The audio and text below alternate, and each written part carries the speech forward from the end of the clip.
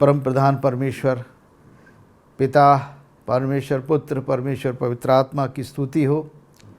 और प्रभु यीशु मसीह के पवित्र नाम से मैं आप सबको आशीर्वाद देता हूँ यीशु दरबार से, कि यीशु दरबार में प्रार्थनाएं लगातार आप सबके लिए की जाती हैं।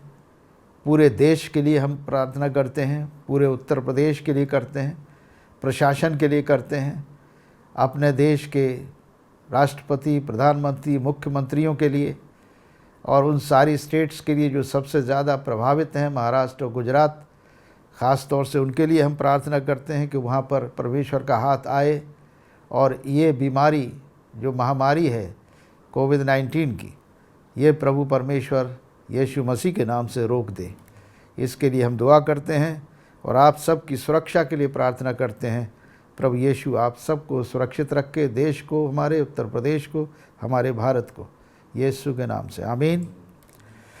अभी पिछले वाले एपिसोड में जिसमें हमने एक धनी युवक के बारे में बातचीत की थी, मरकुस के 10 अध्याय में, जहाँ एक धनी युवक यीशु मसीह के पास आता है, उनके सामने घुटने टेक के गिर पड़ता है और कहता है, हे गुरु, अनंत जीवन पाने के लिए मैं क्या करूं?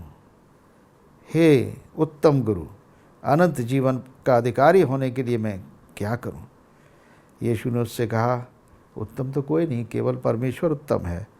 तू आज्ञाओं को तो जानता है, 10 आज्ञाएं जो मूसा को परमेश्वर ने दी थी, वो 10 आज्ञाएं थीं। निर्गमन 20 अध्याय में बाइबल के पाई जाती हैं और उसमें मूसा ने शरीयत के अंतर्गत वो 10 आज्ञाएं तमाम इस्राएलियों को और यहूदी समाज के लोगों के लिए दी थी। पहली आज्ञा थी कि तू मुझे छोड़ किसी दूसरे को ईश्वर करके न मानना, क्योंकि तुम्हारा परमेश्वर एक ही परमेश्वर है, स्वर्ग और पृथ्वी का सृष्टिकर्ता एक ही परमेश्वर है। और दूसरी आज्ञा थी, तू किसी भी चीज़ की, चाहे वो स्वर्ग में हो, चाहे पृथ्वी में हो, चाहे पृथ्वी के नीचे हो, उसकी प्रतिमा बनाकर, उसकी मूर्त बनाकर उसकी उपासना न करना। और तीसरी आज्ञा थी कि तू परमेश्वर यहोवा का नाम बेफ़ायदा न लेना। और चौथी आज्ञा थी कि तू विश्राम दिन यानी सबत के दिन को पवित्र मानने के लिए याद रखना। और पांचवी आज्ञा थी कि तू अपने पिता और माता का आदर करना, जिससे तुझे लंबी आयु की आशीष मिले। छठी आज्ञा थी, तू खून मत करना, हत्या न करना। सातवीं आज्ञा थी, तू व्यभिचार न करना। आठवीं आज्ञा थी, तू चोरी न करना। नवीं आज्ञा थी, तू किसी का झूठी साक्षी मत बनना, झूठ मत बोलना किसी प्रकार का, कभी झूठे गवाह मत बनना। और 10वीं आज्ञा थी, तू किसी चीज़ का लालच मत करना, न तो पड़ोसी की ज़मीन जायदाद का, न उसके प्रॉपर्टी का, न उसकी पत्नी, न किसी चीज़ का, कोई भी संसारिक वस्तुओं का लालच न करना। इन सारी आज्ञाओं को तो तू जानता है, यीशु ने उससे कहा। और ये व्यक्ति बोला, मैं प्रभु बचपन से इनको, लड़कपन से इन आज्ञाओं को मानता आया हूँ। यीशु ने उस पर दृष्टि की और उससे प्रेम किया, ये लिखा हुआ है। यीशु ने दृष्टि की और उससे प्रेम किया और उससे कहा, तुझ में एक बात की घटी है, जा जो कुछ तेरा है उसे बेचकर कंगालों को दे दे, तुझे स्वर्ग में धन मिलेगा, और आकर मेरे पीछे हो ले। इस बात से उसका चेहरा उतर गया और वो वापस लौट गया। इस दुनिया में बहुत लोगों को परमेश्वर बुलाता है। Many are called but the chosen are few. Bible में लिखा है, बहुतों को बुलाया परमेश्वर ने, परंतु बहुत कम चुने हुए हैं, ठहर पाए। बुलाहट तो बहुतों को मिलती है। प्रभु का वचन जो रोमियो के 11 अध्याय उसके 29 पद में कहता है, बुलाहट और चुनाव से, गिफ्ट से, वरदानों से परमेश्वर कभी पीछे नहीं हटता। His calling and gifts are irrevocable, ऐसा लिखा हुआ है। प्रभु बुलाता है। प्रभु ने इस व्यक्ति को बुलाया, इस पर तरस खाया और इसको समझाने की कोशिश की कि तू अपने धन पर बहुत भरोसा रखता है। चेले बड़े परेशान थे। चेलों ने कहा कैसे उद्धार हो सकता है? आप तो कह रहे हो कि धनी व्यक्ति का इतना मुश्किल उद्धार है कि वो ऊँट जो है सुई के छेद से निकल जाएगा, मगर धनी व्यक्ति को स्वर्ग राज्य में प्रवेश करना बहुत कठिन होगा। कारण उसका एक ही है।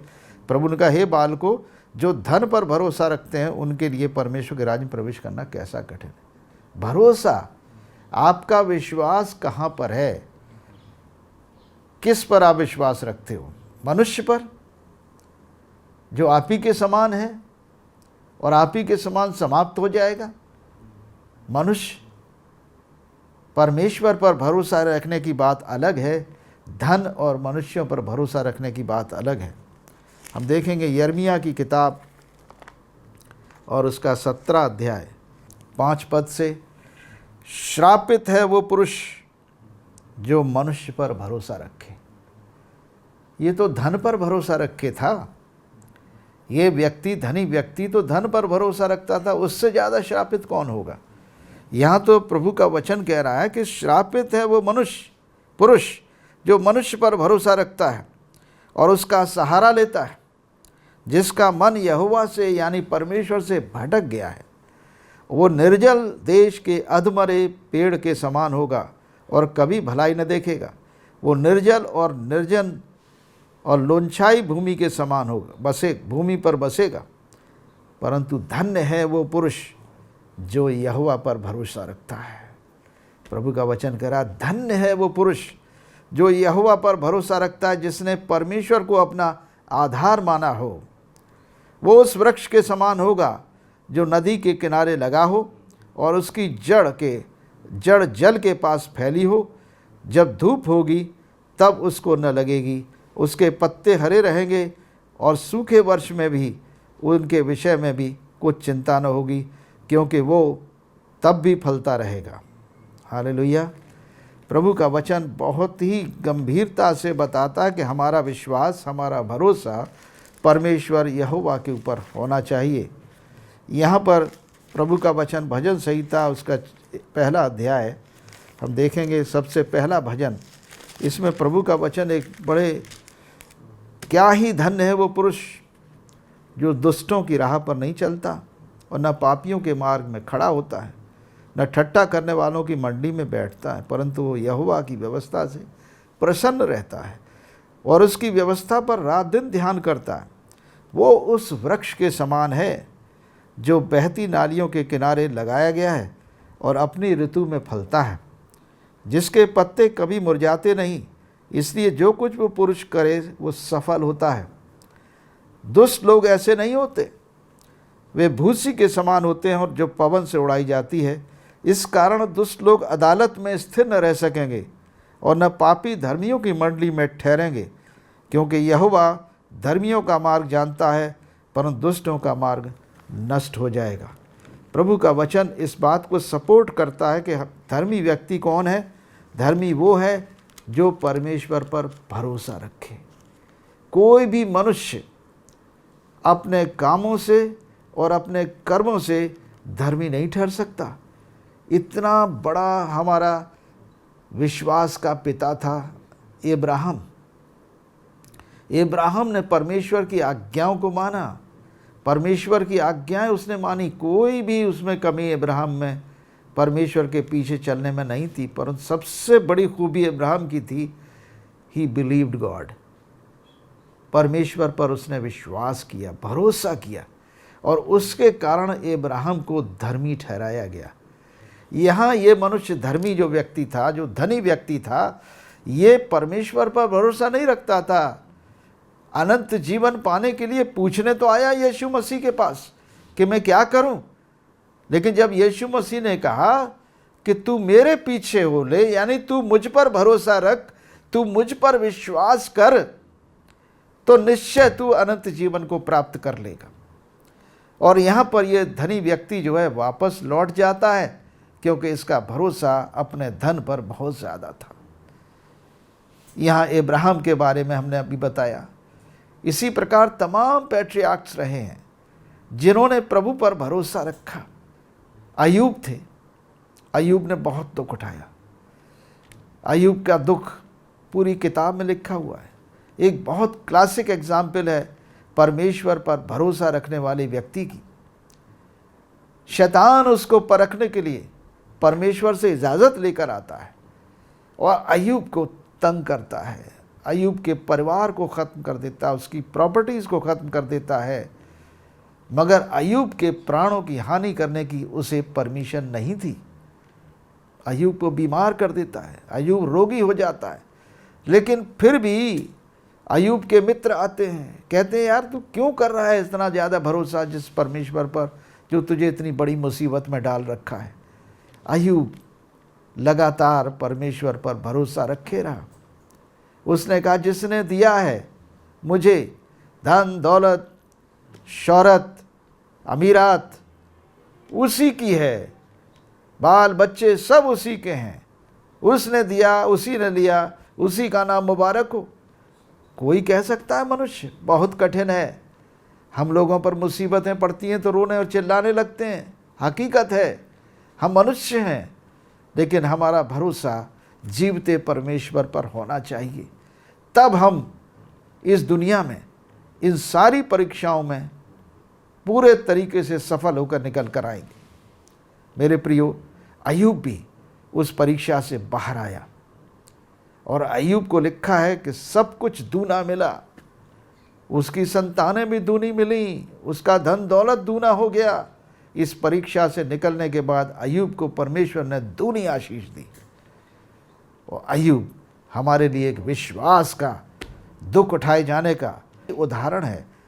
प्रभु यीशु मसीह ने दुख उठाया था और पूरे तरीके से अपने पिता पर भरोसा रखा था कि जिस पिता ने प्रभु यीशु मसीह को दुनिया में भेजा है वो भरोसे के लायक है, वो पृथ्वी और स्वर्ग का मालिक है।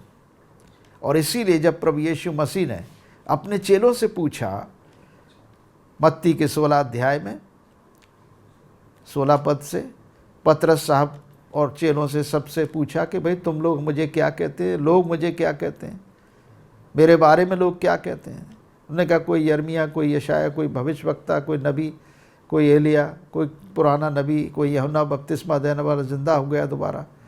परंतु यीशु ने कहा तुम मुझे क्या कहते हो? तो पतरस बोला तू जीवते परमेश्वर का पुत्र मसीह है, यानी जगत का मसीहा है, दुनिया के पापों और श्रापों को उठाने वाला मसीहा है, जगत का उद्धार करने वाला मसीहा है। मसीहा वो है जो हमारे दुख को हर ले जाता है, जो हमारी मुसीबतों को हर ले जाता है, जो हमारी बीमारी और रोग को हर ले जाता है, जो हमारी परेशानियों से हमें निकाल देता है, उसी को हम मसीहा कहते हैं। मसीहा शब्द का इस्तेमाल हमारे देश में बहुतायत से होता है मिला। और आज दुनिया का वो मसीहा जो सारी दुनिया का मुक्तिदाता और उद्धार करता, उसे हम नहीं जानते। वो व्यक्ति जिन्होंने इतनी कुर्बानियाँ की हैं देश के लिए, वो बहुत बड़े सम्मान के योग्य हैं, लेकिन उससे भी बढ़कर हमारे लिए, हमारे प्राणों का उद्धार करने वाला, हमें अनंत जीवन देने वाला, हमें नरक की आग से बचाने वाला, हमें पापों से छुड़ाने वाला, हमारे गुनाहों को माफ़ करने वाला, हमारे गुनाहों से हमें छुटकारा देने वाला, श्रापों से छुटकारा देने वाला, उस मसीहा का नाम यीशु मसीहा है। और इसी यीशु मसीहा के बारे में हम हर रोज़ और हर बार आपके सामने बातचीत करते हैं, प्रचार करते हैं। मसीहा का भरोसा कितना बड़ा भरोसा था। मसीहा ने यह भी देखा कि मैं मर भी जाऊंगा फिर भी जीवित हो जाऊंगा तीसरे दिन। ये किस पर भरोसा रख के बोले थे? वो अपने पिता पर। उन्हें मालूम था कि परमेश्वर पिता उनको एक मिशन पर भेजा है। इस दुनिया में यीशु मसीह का एक ही मिशन था कि पूरे संसार में जो पाप का राज्य है, मैं इस पाप को और इस शैतान को दुनिया में जाकर मनुष्य बनकर हरा दूंगा। और उतना ही नहीं, मैं अपने शरीर के, अपनी देह के ऊपर सारी मानव जाति के पाप और श्रापों की जिम्मेदारी लेकर क्रूस पे अपनी देह को कुर्बान करूंगा, दुख उठाऊंगा, इनके लिए मारा जाऊंगा, और तीसरे दिन मुर्दों में से मेरा पिता मुझे जिलाकर खड़ा कर देगा। ये उन्होंने भविष्यवाणी पहले ही से यीशु मसीह ने कर दी थी कि मसीहा दुख उठाएगा और दुख उठाकर अपनी महिमा में प्रवेश करेगा। इसके बारे में देखेंगे हम लूका नबी की किताब में, लूका 24 और उसके 46 पद से लिखा है, यीशु ने पवित्र शास्त्र बूझने के लिए उनकी अक्ल खोल दी, समझ खोल दी अपने चेलों की।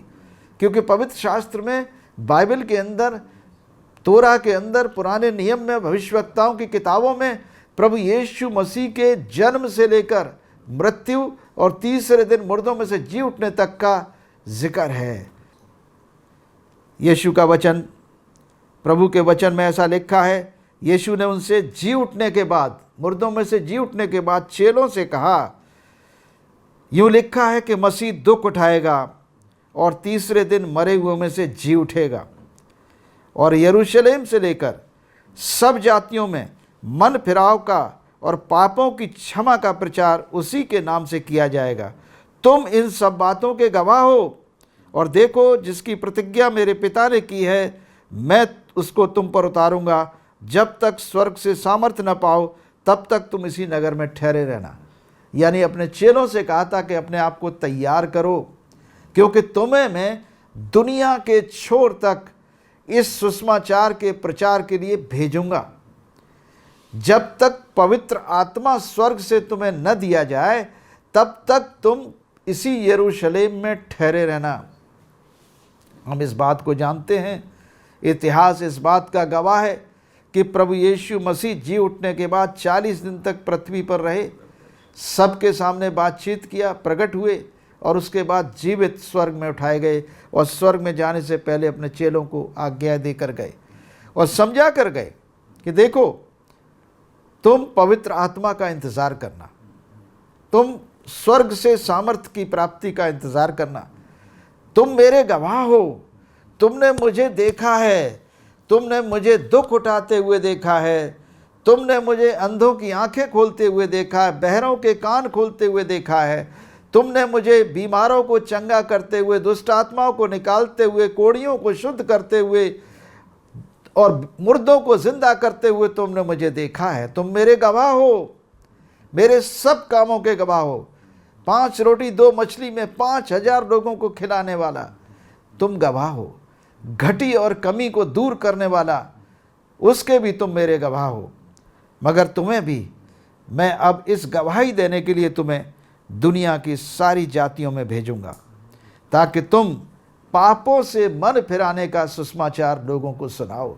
कि देखो, दुनिया को एक मौका दिया जा रहा है, पूरे संसार को एक मौका दिया जा रहा है कि लोग मन फिराएं और अपनी बुरी चाल को छोड़ दें। परमेश्वर नहीं चाहता कि कोई मनुष्य, कोई पापी मनुष्य नाश हो। परमेश्वर का इरादा नहीं है। परमेश्वर का अगर ये इरादा होता तो अपने पुत्र को हमारे लिए दुख उठाने को इस पृथ्वी पर नहीं भेजता। परमेश्वर की इच्छा है कि लोग मन फिराएं और अपनी बुरी चाल को छोड़ दें। इसीलिए प्रभु यीशु मसीह के दूसरे आगमन में देरी हो रही है। वो चाहता है कि सुसमाचार, परमेश्वर के राज्य का सुसमाचार पृथ्वी के चारों ओर सब जातियों में, सारी पृथ्वी के कुलों में सुनाया जाए, ताकि सब जातियों पर गवाही हो और फिर दुनिया का अंत आएगा। यानी मैं ही आदि हूँ और मैं ही अंत हूँ। इसका अर्थ ये है कि आदि जो शुरुआत करी, बिगनिंग करी है, वो परमेश्वर के पुत्र यीशु मसीह ने करी है, और अंत भी यीशु मसीह ही करेंगे इस दुनिया का, संसारिक और संसारिकता का। यानी श्रापों का अंत, पापों का अंत, मनुष्य के मृत्यु का अंत, जीवन की शुरुआत होगी। वो जो दुनिया का दस्तूर है उसका अंत हो जाएगा। परमेश्वर के राज्य की तो शुरुआत होगी, अनंत काल के जीवन की तो शुरुआत हो चुकी है। जो कोई विश्वास करता है, प्रभु का वचन कहता कि परमेश्वर ने जगत से ऐसा प्रेम रखा कि उसने अपने इकलौते पुत्र यीशु मसीह को कुर्बान होने के लिए दे दिया, ताकि जो कोई उन पर विश्वास करे वो नाश न हो परंतु अनंत जीवन पाए। हम जिस दिन विश्वास करते हैं उसी दिन प्रभु यीशु मसीह हमें अनंत जीवन की गिफ्ट देते हैं। लिखा है, पाप का दंड तो मृत्यु है, परंतु परमेश्वर का वरदान हमारे प्रभु यीशु मसीह में अनंत जीवन है। मेरे प्रियो, अनंत जीवन यीशु मसीह में है, और यही दुख उठाकर उन्होंने हमारे लिए एक जीवन का दान दे दिया, अनंत जीवन का मार्ग खोल दिया है। इसलिए जब हम भी दुख उठाते हैं किसी कारण से, हम भी दुख उठाते हैं सुसमाचार के कारण, हम अपने सताने वालों के लिए प्रार्थना करें, ताकि हम उस परम प्रधान परमेश्वर के पुत्र और पुत्रियां कहलाएं, जो भले और बुरे दोनों पर अपना सूर्य उदय करता है, जो धर्मी और अधर्मी दोनों पर अपना मेघ बरसाता है। यदि हम केवल अपने परिवारजनों को प्यार करें, उनको सलाम दुआ करें, अपनी जाति वालों को सलाम करें, तो कौन बड़ा काम करते हैं? दुष्ट लोग भी ऐसा करते हैं। लेकिन हमें चाहिए कि हम सिद्ध बने, जैसे हमारा परम पिता परमेश्वर प्रेम करने में सिद्ध है। परमेश्वर प्रेम है, और इसलिए उसने जगत के ऊपर अपना प्रेम प्रकट किया है। वो भरोसे के लायक है, परमेश्वर भरोसे के लायक है। इसीलिए वो कहता है हमारा भरोसा जीवते परमेश्वर पर होना चाहिए। हमारा भरोसा किसी भी हालत से, जैसा कि प्रभु का वचन हमने थोड़ी देर पढ़ा, कि हम ऐसा नहीं है कि आप मनुष्यों के आपस में एक दूसरे पर भरोसा न रखें, वो भरोसा अलग है। हमारा पति और पत्नी का भरोसा, पत्नी का पति के ऊपर भरोसा, माता पिता का बच्चों के ऊपर भरोसा, बच्चों का माता पिता पर भरोसा, वो एक धर्म है अपनी जगह, वो सत्य है। परंतु अनंत जीवन के वास्ते, अनंत जीवन पाने के लिए, जीवन की शुरुआत करने वाला, जीवन का दाता, जिसने हमें जीवन दिया है, हमें अनंत जीवन के लिए उसी पर भरोसा करना होगा। इसीलिए तो प्रभु का वचन कह रहा है कि श्रापित है वो मनुष्य जो मनुष्य पर भरोसा करे, मुक्ति प्राप्त करने के लिए, उद्धार पाने के लिए, अनंत जीवन प्राप्त करने के लिए। यहाँ ये मनुष्य, ये धनी व्यक्ति, मरकुस के 10 अध्याय में, जिसका हमने जिक्र किया पिछले बार भी और इस बार भी हम कर रहे हैं, कि ये व्यक्ति, इसका भरोसा परमेश्वर पर नहीं था, इसका भरोसा धन पर था, और फिर भी आज्ञाओं को मानता था, लेकिन भरोसा धन पर था। यानी कर्म से और व्यवस्था से किसी भी हालत में इसको अनंत जीवन नहीं मिलना था। अगर मिलना था तो केवल परमेश्वर पर भरोसा करके, विश्वास करके। हमने आपको बताया विश्वासियों की कहानी, कितने विश्वासी पुराने नियम में और नए नियम में हुए हैं, जिन्होंने भरोसा किया और अपने प्राणों तक की कुर्बानी कर दी।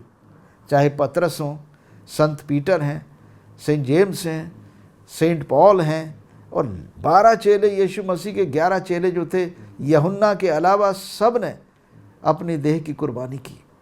उन्होंने अपने प्राणों की कुर्बानी कर दी। किस लिए? केवल भरोसे के लिए, केवल विश्वास के लिए, किसी धर्म के लिए नहीं, ईसाई धर्म के लिए नहीं, अपने विश्वास के लिए, जो विश्वास उनका प्रभु यीशु मसीह पर था, कि वो ये सामर्थ रखता है, यदि मैं मर भी जाऊं फिर भी जीवित रहूंगा।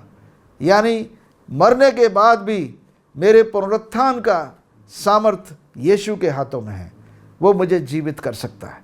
जैसे प्रभु यीशु मसीह ने अपना भरोसा अपने पिता पर रखा, कि मैं मर भी जाऊं फिर भी तीसरे दिन मैं मुर्दों में से जी उठूंगा, और इस प्रकार वो तीसरे दिन जी भी उठे, और उन्होंने जी उठकर हम सब के लिए भरोसे का मार्ग खोल दिया है, कि हम भरोसा कर सकते हैं यीशु मसीह पर, कि वो हमें अनंत जीवन भी देगा, हमारा पुनरुत्थान भी करेगा, और हमें परमेश्वर के राज्य में शामिल भी करेगा।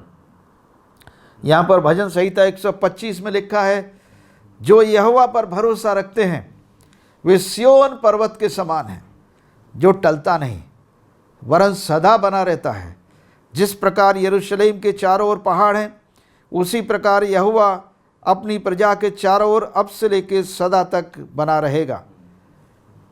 हमें भरोसा अपने परमेश्वर पर ऐसे करना चाहिए जैसे पहाड़ अटल होते हैं, हिलते नहीं है कभी। तूफान भी आते हैं, भूकंप भी आते हैं, मगर पहाड़ वहीं पर रह जाते हैं, वहीं पर स्थिर रहते हैं। प्रभु का वचन पहाड़ से विश्वास को कर रहा है, भरोसे को कर रहा है। इसकी तुलना कि परमेश्वर पर भरोसा रखने वाला इस प्रकार से है जैसे पहाड़ अपनी जगह स्थिर है, जो कभी हिलने का नहीं। क्योंकि परम प्रधान परमेश्वर पुत्र यीशु मसीह के बारे में लिखा है इब्रानियों के 13 अध्याय उसके 8 पद में, यीशु मसीह कल, आज और युगान युग एक सा है। यानी वो कभी बदलने वाला नहीं है। वो अपने वायदे से पीछे नहीं हट सकता। वो अपने वचन को पूरा करेगा हमारे जीवनों में, लेकिन हमें भरोसा उसके वचन पर करना होगा। और जब हम उसके वचन पर भरोसा करेंगे तो वो हमें अनंत जीवन के मार्ग पर लेकर चलेगा। क्योंकि दुष्टों का राजदंड धर्मियों के भाग पर बनाना रहेगा। ऐसा न हो कि धर्मी कुटिल काम के लिए हाथ बढ़ाएं। हे यहोवा, भलों का और सीधे मन वालों का भला कर, परंतु जो मुड़कर टेढ़े मार्गों पर चलते हैं यहोवा उनको अनर्थकारियों के संग निकाल देगा। इज़राइल को शांति मिले। परम प्रधान परमेश्वर आपको शांति दे कि आपका भरोसा जीवते परमेश्वर पर है, जिसका प्रगटीकरण सेंट पीटर के ऊपर हुआ, तमाम डिसाइपल्स के ऊपर हुआ। सब चेलों ने देखा और गॉस्पेल के अंदर उन्हें लिख दिया गया। उनकी गवाहियाँ लिखी हुई हैं, उनका आँखों देखा हाल लिखा गया है। कौन है प्रभु यीशु मसीह? प्रभु यीशु मसीह जीवते परमेश्वर का पुत्र है, विश्वास के योग्य है। और हमारा विश्वास यदि उसके ऊपर है तो समझ लीजिए सियोन पर्वत के समान है हमारा विश्वास, हिमालय पर्वत के समान हमारा विश्वास है, जो कभी धोखा नहीं देगा। वो स्थिर है, कल, आज और युगान युग एक सा है। आइए हम प्रार्थना करें और कहें, हे प्रभु, हमें विश्वास का आत्मा दे, हमें पवित्र आत्मा दे, ताकि हम परमेश्वर पर, यहोवा पर और परमेश्वर के पुत्र यीशु मसीह पर ईमान रखें और उसके द्वारा हम स्थिर रहकर अनंत जीवन को प्राप्त कर सकें।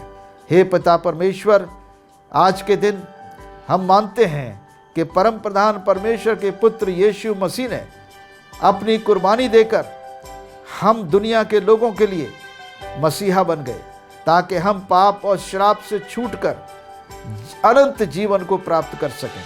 हे परम प्रधान परमेश्वर पिता, अपने सभी लोगों पर दया कर, हमारे देश पर, हमारे प्रदेश पर, हमारी दुनिया के ऊपर दया कर, और इस श्रापित रोग को जिसके मारे पूरी दुनिया परेशान है, और इस महामारी को जिसने पूरी दुनिया और देशों को बर्बाद कर रखा है, हमारे देश में भी बहुत बड़ी मुसीबत पैदा कर रखी है।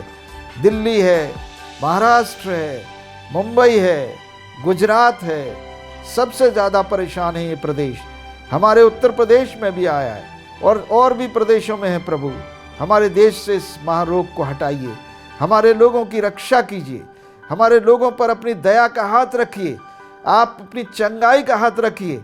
जो बीमार हैं, जो रोगी हैं, जो अस्पतालों में रोग में पड़े हुए हैं, और डॉक्टर्स और नर्सेज जो अस्पतालों में उनकी देखभाल कर रहे हैं, और जो प्रशासन के लोग, पुलिस के लोग जो तमाम तरीके की सेवा में लगे हुए हैं, और जो राजनीतिक लोग, मुख्यमंत्री, राष्ट्रपति, मुख्यमंत्री, प्रधानमंत्री, अन्य मंत्रीगण जो लगातार रातों दिन मेहनत कर रहे हैं, अपने देशवासियों की सेवा में लगे हैं। तमाम पार्टियों के लोग, तमाम NGOs, विपक्ष के लोग, पक्ष के लोग, सभी इस वक्त एक होकर देश की सेवा कर रहे हैं, लोगों की सेवा कर रहे हैं। प्रभु, उन पर दया कर, उनकी रक्षा कर।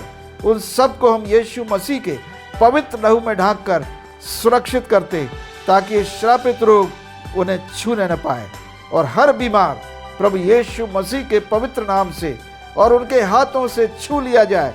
पवित्र आत्मा उन्हें छू ले, जहाँ भी वो हैं, जिस अस्पताल में हैं, पूरे देश के अंदर, पूरी दुनिया के अंदर, हर अस्पताल में प्रभु पवित्र आत्मा उन्हें छू ले, ताकि वो यीशु मसीह के कोड़े खाए जाने से चंगे हो जाएं।